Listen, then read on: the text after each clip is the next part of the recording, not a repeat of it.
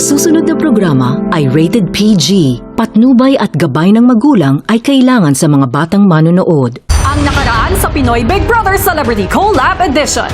Ang white box na naglalaman ng listahan ng least desirable kaduo ng housemates. Least desirable kaduo. River and Brent. Daisy and Charlie. At ang ranking na sumubok sa bawat isa. Ngayong gabi, ang task na magdidikta sa pagkakasunod-sunod ng pagpili ng final duo. Dumating na ang takdang panahon para sa inyong final duo formation task. Ang resulta nito ang magdidikta ng inyong magiging final duos. Ready, get set, go!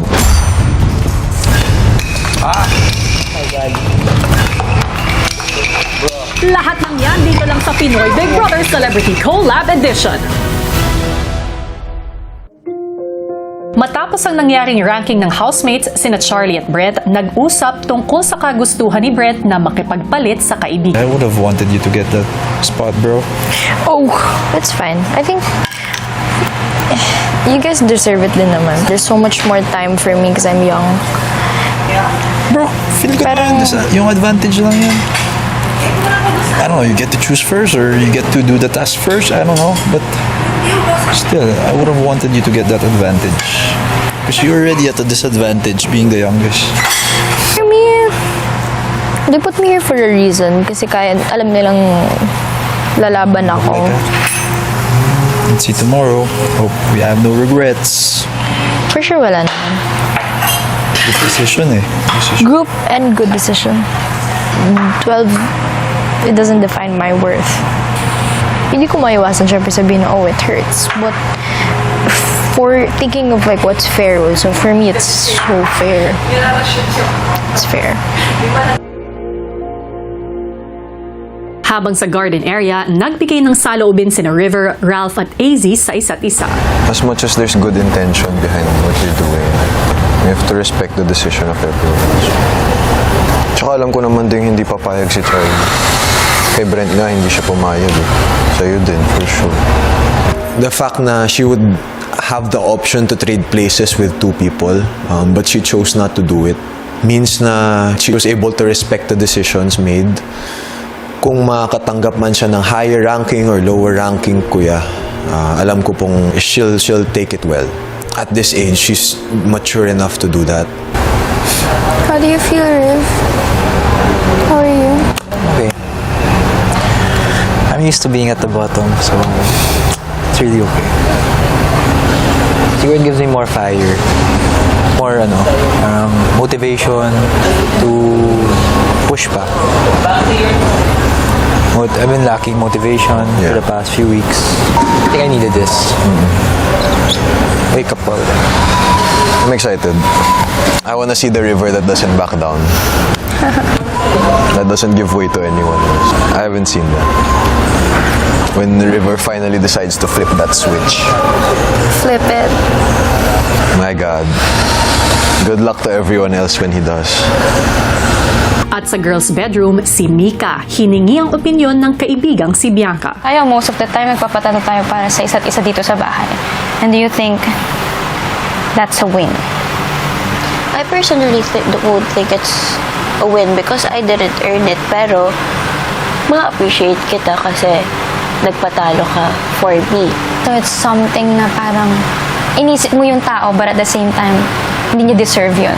Hindi niya deserve in a way na parang dapat binigay mo sa kanya yung laban na deserve niya. Yes. Kailangan natin labanan yung isa't isa kasi yun yung deserve nating laban dito sa loob.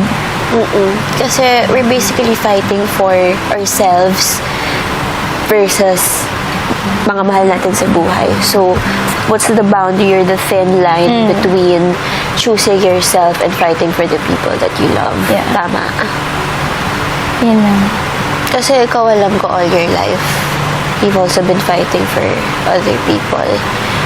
Isa sa mga rason kung bakit ka nag-PPP is dahil pinipili mo sarili mo because you're fighting for yourself. Finally, diba? Ito na yung oras. But then, you fell in love with so much of us. I want you to know, Mix, that it's okay to fight for yourself. You've been doing that your whole life. Tama na, ikaw naman. Ikaw naman.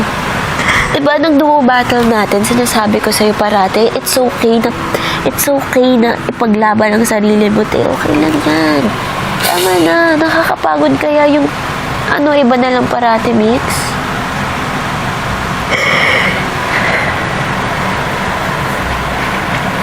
Wala, pagod na din ako matalo para sa iba.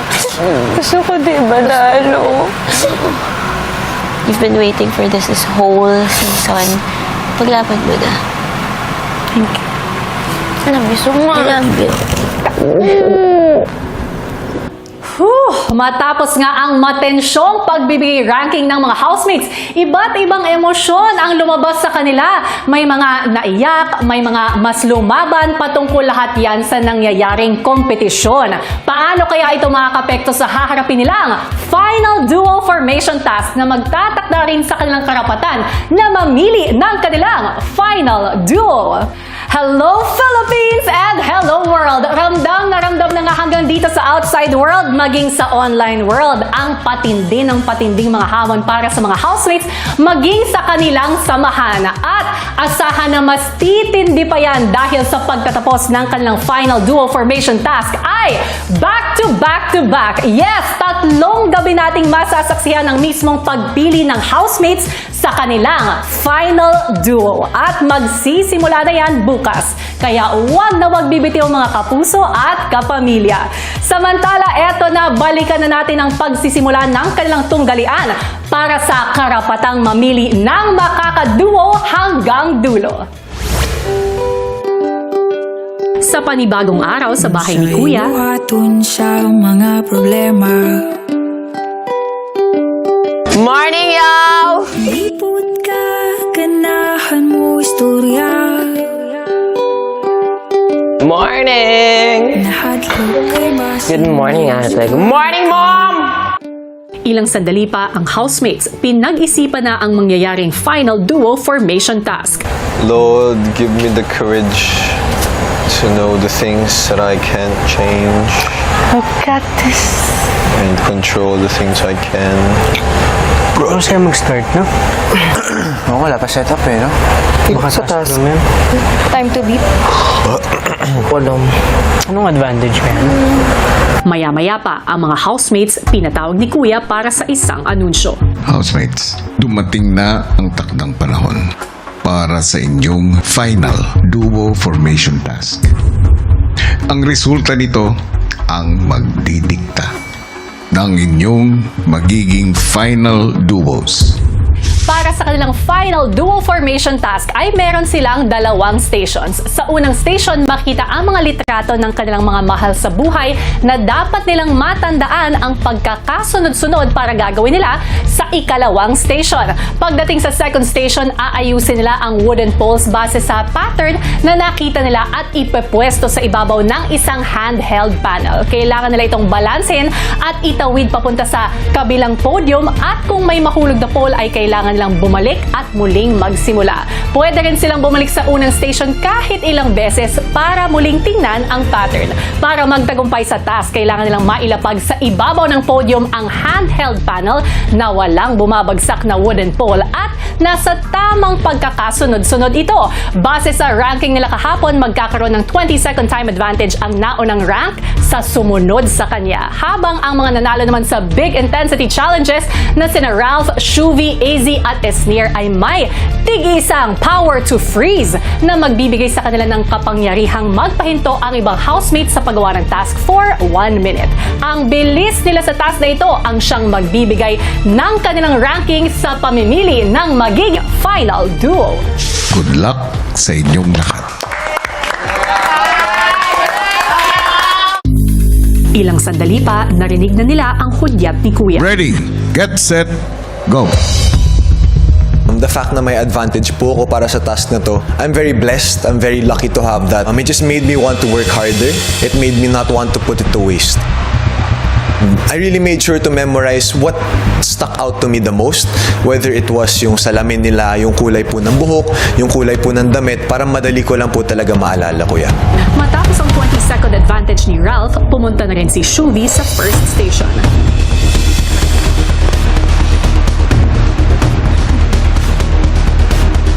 Ang ginawa ko po kasing memorization is babae, lalaki, babae, ganun po. Hindi ko po siya masyadong nakita as advantage kasi nga po, nagstay talaga ako dun, kuya, for the memorization talaga ako, kuya, kahit nandun na sa tiklang. So, pwedeng kasabay mo yung mga nahuli kesa sa'yo.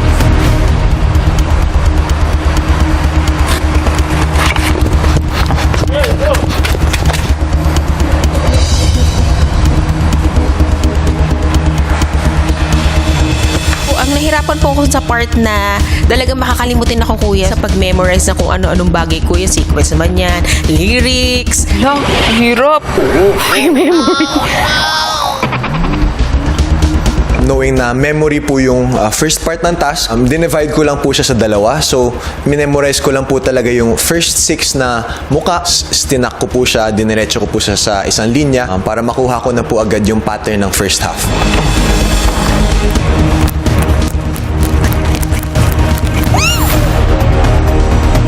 And then I just repeated that for the second half, kuya.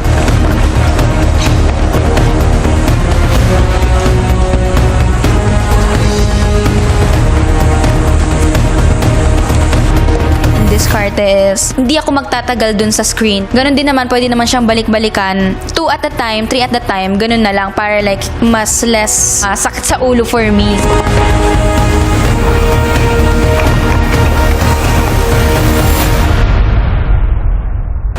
Mukhang naging maganda ang diskarte ni Ralph at mabilis niyang nailalagay sa pwesto ang wooden poles, habang ang ika-4 na si Will nasa unang station pa rin at naabutan na ng rank 7 na si Esnir.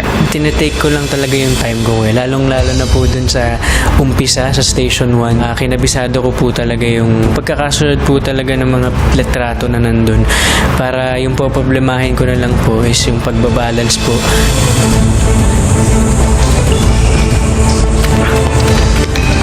Kailangan ko talaga mag-calm down. Kasi alam ko na po yung sarili ko na natataranta, na minsan nanginginig sa nervyos. So I really had to take my time.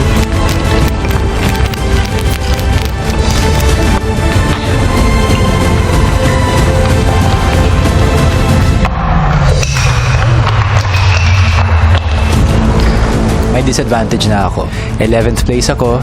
Approximately may 3-minute head start ang mga iba. Basta yung importante, matapos ko yung task na ito. Sa pagdala po ng handheld bars is really stability, kuya, sa core. I made sure, kuya, na yung grip ko hindi po sobrang lakas.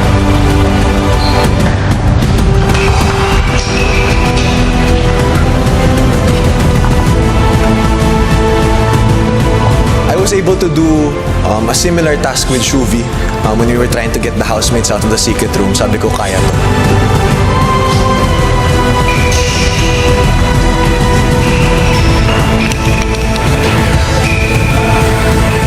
Nakatulong po talaga ng sobra yung training namin with the previous tasks.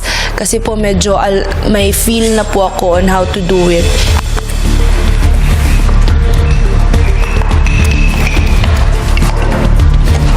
I just had to calm down, go slow and steady, not rush anything.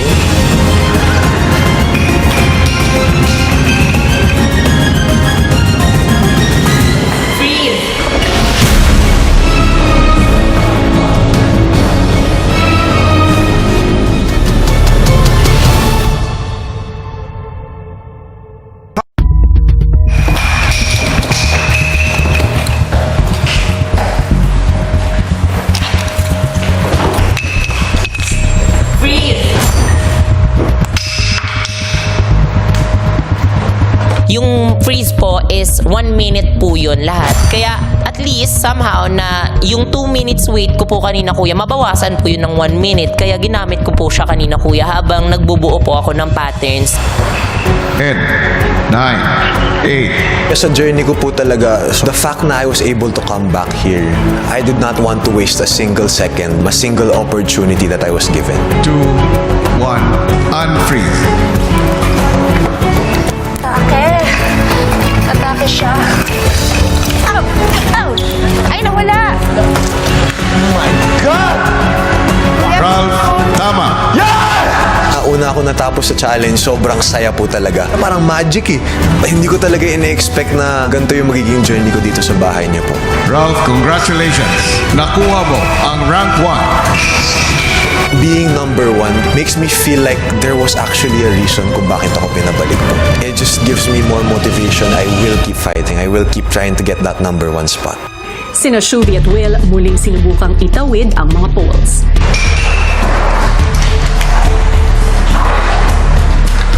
It was really hard to balance the poles kasi nga wala pong masyadong weight, hindi lang isa, hindi lang dalawa, kundi 12 po na maliliit na poles and medyo shaky po talaga siya.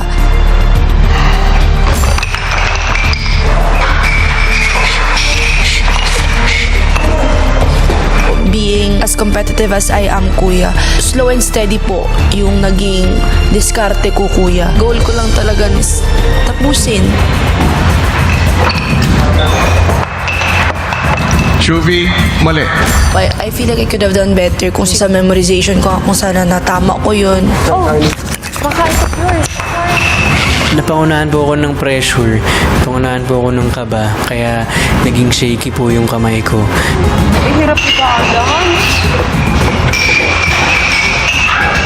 Medyo nginigin na nga po yung kamay ko kuya. Pag kinabahan pa ako or na-pressure, lalong manginginig kuya, lalo ko mapapatagal kuya. So, ang nangyari na lang po is, kalma kuya, kinalma ko lang yung sarili ko.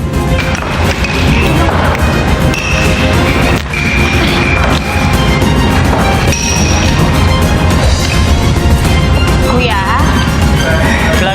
Latte. Clarice, mali. Siyempre, isang tao lang naman kilala ko doon, kuya. Hindi ko makakalimutan, siyempre, si Trina. So, siya po yung parang naging basihan ko, kuya. Sa number 8 siyang bilog. So, siya yung laging nilalagay ko po doon. Siyempre, automatic. Then, hindi ko po alam, kuya. Minsan, pag andun na ako, akala ko kabisado ko na. Pagbalik ko po doon sa upuan, hindi ko na naman maalala, kuya. So, Si Shuvi muling sinubukang tapusin ang task. I've been vocal, kuya, na I really like winning in this house. I'm just glad na the housemates were able to see that, kuya. And yung challenge po na yun will be the task po where I can prove to them na tama po yung naging decision nila. So, the fire in my heart, kuya, was really ignited nung ginagawa ko po yung task po na yun. Freeze, guys.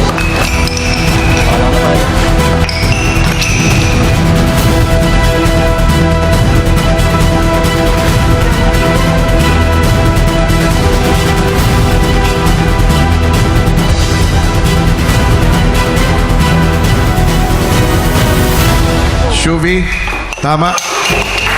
Congratulations. Uy, grabe yung ginawa, kuya. Uy, I really did my best po, kuya, para po yung position ko po sa ranking ay position ko po na binigay ng mga housemates ko po sa akin. Sa pagpapatuloy ng ibang housemates sa task, si Mika nakausad na rin at nagsimula ng magtawid ng poles.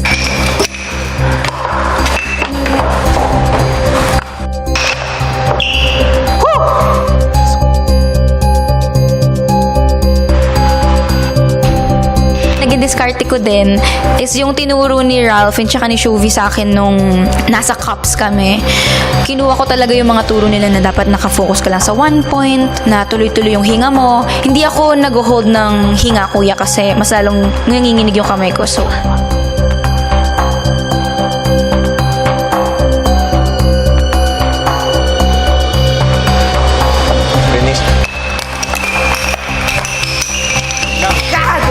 Halo, guys.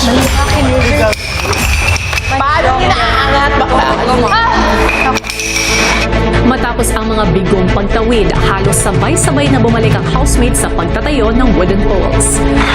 Si Susan naman nahulog pa. Mother! Wow! Help me, Mom!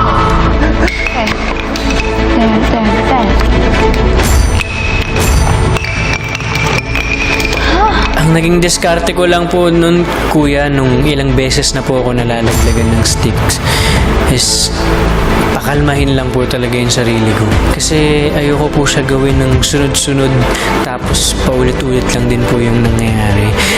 Kung muling nabigo si Will, si Dustin nakahabol naman sa pagtatawid ng wooden poles. Grabe, lola ko. Ayaw tumayo.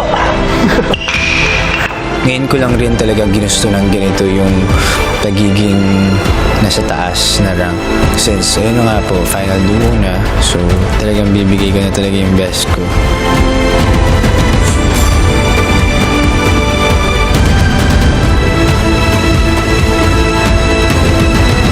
Sino nga kaya ang makakakuha ng ikatlong pwesto? Sa pagpapatuloy ng final duo formation task, si Dustin tila nakakahabol.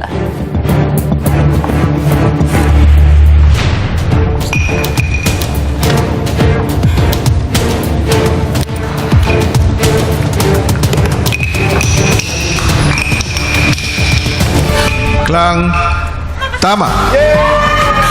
Nakaka-proud po na nagawa ko siya bilang pangatlo sa pinakauna, kuya. Kumbaga na-maintain ko yung rank ko and sobrang thankful po. Congratulations, Clarice.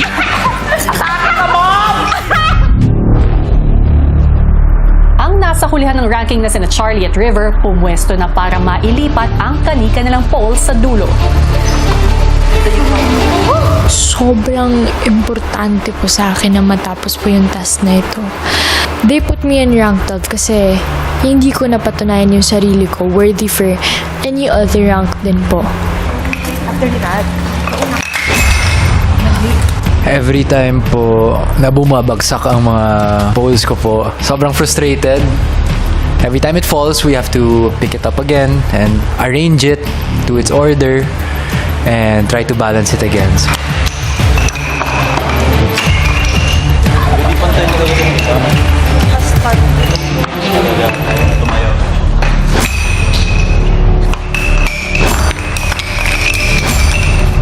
Kaya sobrang na-pressured po ako nung nakita ko na isa-isa silang nakukuha nila yung task, nako-complete po nila yung task. Because, of course, yan po yung goal ko talaga in man, is to complete it and not come in last. Or sana man top 5 or top 6. Yan po talaga yung goal ko. Maya-maya pa, sina Mika at AZ.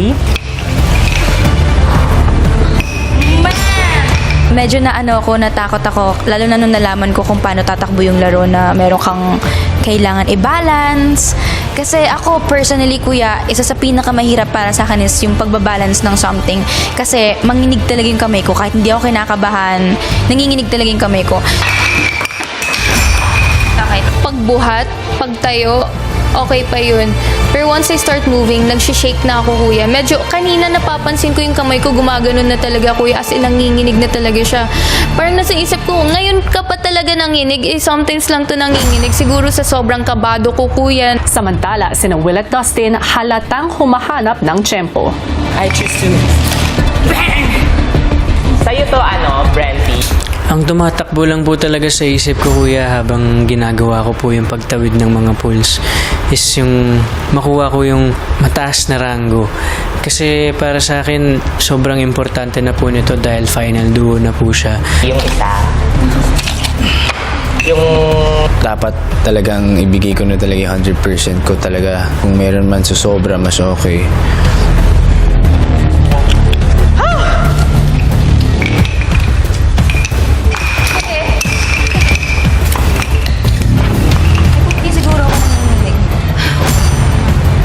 Pero syempre, mahalaga rin po sa akin yung higher rank para mapili ko kung sino yung gusto kong maging kaduo, final duo. Taong tingin ko nagiging happy ako na makakasama ko siya hanggang dulo. Manginig.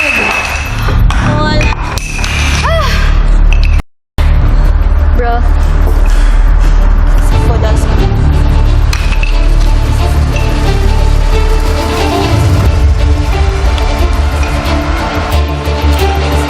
Dustin, tama.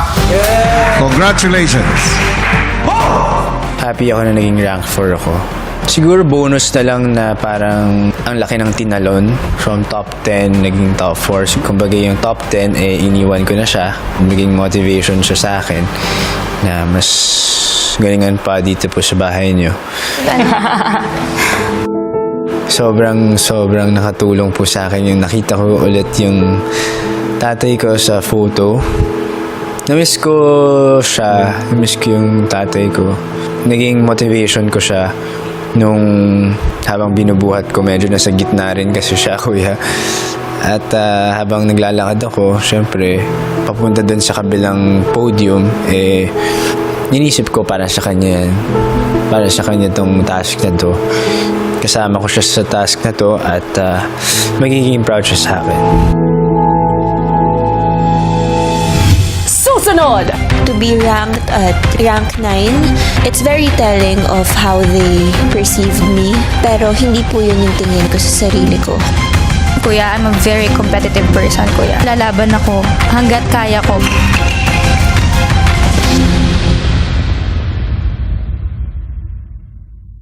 Matapos makuha ni Dustin ang ika-4 na pwesto, si Will patuloy namang nabibigo sa kanyang pagsubok na itawid ang mga poles.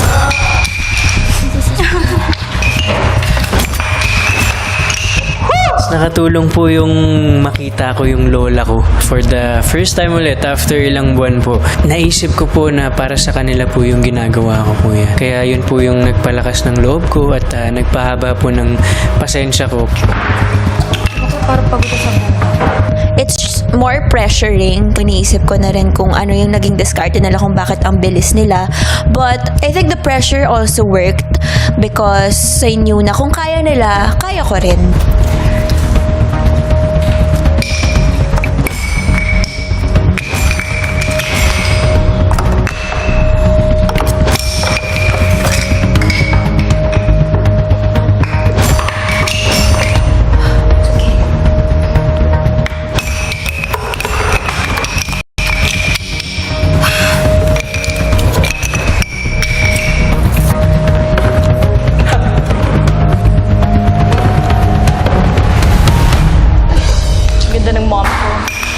Will, tama. Congratulations. Sobrang fulfilling ko yan nung naitawid ko na po ng maayos yung mga pools. Kasi grabe yung frustrations, lahat po naramdaman ko kanina. Pero buti at nagbunga po yung pagiging mapasensya ko, nagbunga po yung pagtitake time ko talaga at paghinga ko ng tama. Kung nagtagumpay na si Will, si Bianca muli na namang magsisimula sa kanyang pools. To be ranked at rank 9, it's very telling of how they perceived me, of how much they maybe saw me or appreciated me. Nanginginig na yung knees ko. Pero hindi po yun yung tingin ko sa sarili ko. We're good.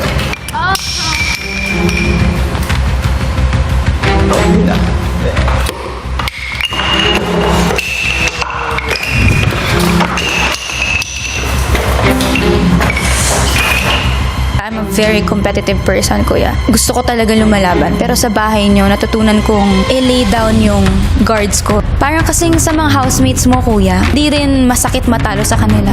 Parang panalo pa rin ako kung sa kanila ako matatalo, parang ganun.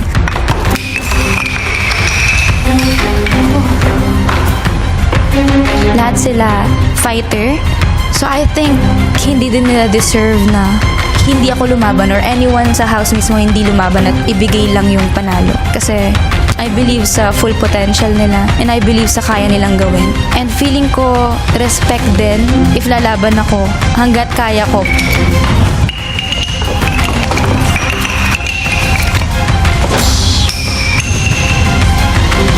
Lord God! Mika, tama. Congratulations. Nung natawid ko na, kuya, nagawa ko na siya. Nung ganto na lang kaliit, feeling ko magfe-fail ako, ganun. Tapos nung nalapag ko na siya, para ako nakahinga ng maluwag. Parang nawala lahat yung ingay sa tenga ko na parang, wow, nagawa ko siya. Kahit ako sa sarili ko, hindi ako makapaniwala. Abangan bukas ang pagtatapos ng final duo formation task.